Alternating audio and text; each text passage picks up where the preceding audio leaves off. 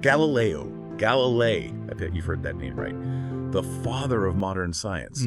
But honestly, his story is way more interesting than just a label like that. Galileo's life, well, it was this amazing mix of art and science, and yeah, some controversy too, to be honest. He really shook things up, changed how people saw the universe, and, their place in it. So picture this. Pisa, Italy. It's 1564, and Galileo's born. His dad, a musician, wanted him to be a doctor. But then something happened. A swinging chandelier in the Pisa Cathedral totally caught Galileo's eye. He noticed that no matter how much it swung back and forth, it always took the same time to finish that arc. That got him hooked. That whole timing thing led him to experiments, and, well, it eventually changed how we keep time. Imagine that, just watching a chandelier and boom, revolution in clocks. But hold on, Galileo wasn't just a science guy. Nope, he was an instructor at the Accademia delle Arti del Dinegno in Florence back in 1588. Taught perspective, chiaroscuro, all that art stuff. Even had a good buddy, the painter Cigoli. Cigoli actually used Galileo's observations of the moon in his paintings. This makes you think, right? How his art background maybe kind of shaped his scientific mind. The way he looked at things, spotted patterns, pictured the universe in whole new ways. But it was astronomy that really grabbed Galileo, really got him going. End of the 16th, beginning of the 17th century, 2 supernovas showed up. Big, bright star explosions. Really challenged the idea that, the heavens were unchanging. These new stars, that's what they call them, totally fascinated Galileo. He looked at them and thought, nope, these aren't just something in our atmosphere. These are way out there celestial bodies. And that shattered the whole Aristotelian view of the universe. Then came the telescope. Okay, he didn't invent it, but he made it better, more powerful. In 1609, he's showing off his telescope to these Venetian lawmakers. Practical uses, right? Spotting ships at sea. But Galileo, he saw more than just ships. He saw a whole new way of understanding everything up there. He pointed that telescope at the moon. And what did he see? Craters, mountains, the whole shebang. Nobody believed that before. They thought everything in space was perfectly smooth, like a ball. But Galileo, he showed them the truth. The texture, the real deal. Wrote it all down in a book, Sidereus Nuncius. That's the Starry Messenger for us non-Latin speakers, published in 1610. Then, January 1610, another big discovery. Looking at Jupiter, sees these 4 stars just kind of dancing around the planet. Night after night, he's tracking them super carefully, and he figures out they aren't stars at all. They're moons, orbiting Jupiter. Think about that for a second. We call them the Galilean moons now. Io, Europa, Ganymede, Callisto, and that discovery, well, totally messed with the idea that everything revolved around the Earth. Proof that other things could be the center of the action. And he didn't stop there. 1610 again. He's watching Venus go through phases, just like our mode. But this wasn't just pretty. It meant Venus had to be going around the sun, not us. More proof against that Earth-centered view. And then there were sunspots. He studied those too. Showed that even the sun wasn't this perfect, unchanging thing. Now look, not everything Galileo figured out was right. His theory about tides. Smart idea, trying to prove the Earth moved. But it didn't quite work out. But even his mistakes, they show something important about science. You got to be willing to try things out, test your ideas, and change your mind if the evidence says so. That's the scientific method right there. And that brings us to the big one, the most famous part of Galileo's story. He believed the Earth went around the sun, the heliocentric model. And that caused some serious trouble with the Catholic Church. Yeah, so think about it. It's the 1600s. The Catholic Church, they were powerful. And this idea of the Earth going around the sun, heresy. They looked at the Bible, some parts at least, and it seemed to say everything revolved around the Earth. Geocentric view, And to them, heliocentrism, well, it felt like a direct challenge to their authority. Now hold on. The church wasn't completely against science, not at all.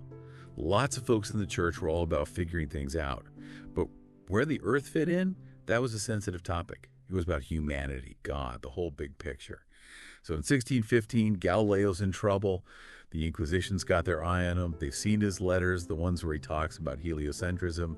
Heretical views, they say. So Galileo goes to Rome. He's got to defend himself. He's saying, look, the Bible's not a science textbook. It's about moral spirituality, bigger stuff than that. But 1616, the Inquisition makes a ruling.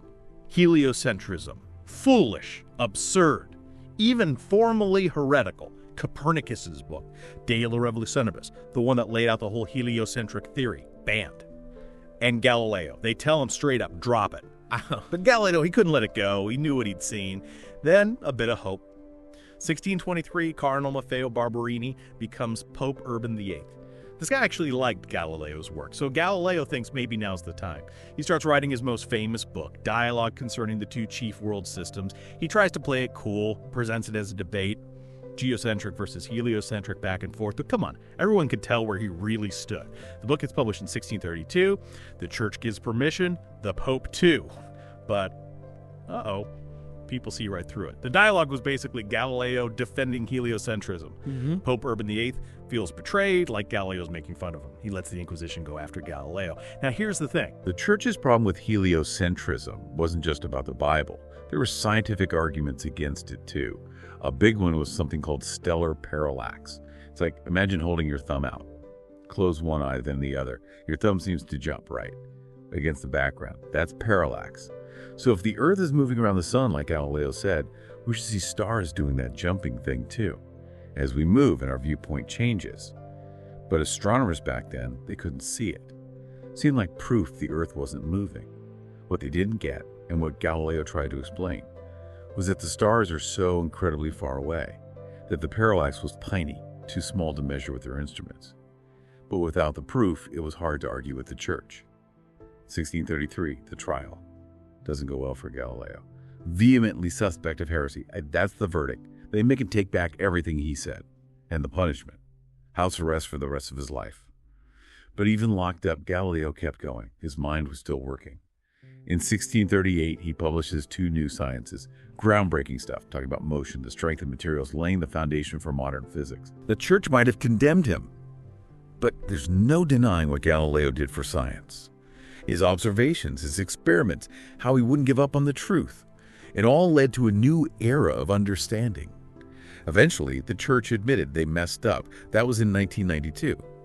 But the whole Galileo affair, it makes you think, it was a time when science and religion were clashing, each one trying to be the ultimate authority on the universe. It's a story about courage, sticking to your beliefs, and how powerful scientific inquiry can be. It's funny, right? People think Galileo was against religion because of his science, but he was Catholic his whole life. Really devout, actually. I think he saw science and religion as two ways of looking at the universe, each one with its own tools and its own focus.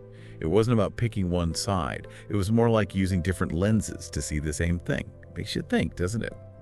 How do we handle science and religion today, especially when they seem to disagree?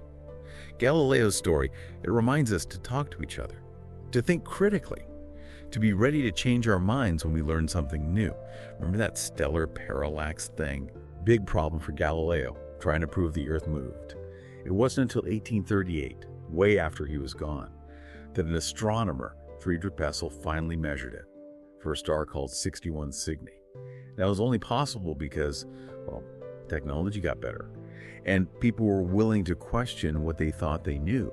So what truths are we holding on to now? The ones that might get flipped upside down by some new discovery. What are we basing our understanding of the universe on? And are we open to having those foundations shaken a little bit as we learn more, Galileo's legacy, it's a challenge. Stay open to new ideas, question everything, and remember that science is always changing. It's never finished. So thanks for hanging out with me, taking this trip through Galileo's life and work. I hope you learned something new, or at least started thinking about things a bit differently. Remember, curiosity is key. Keep asking questions, keep exploring, never stop trying to learn.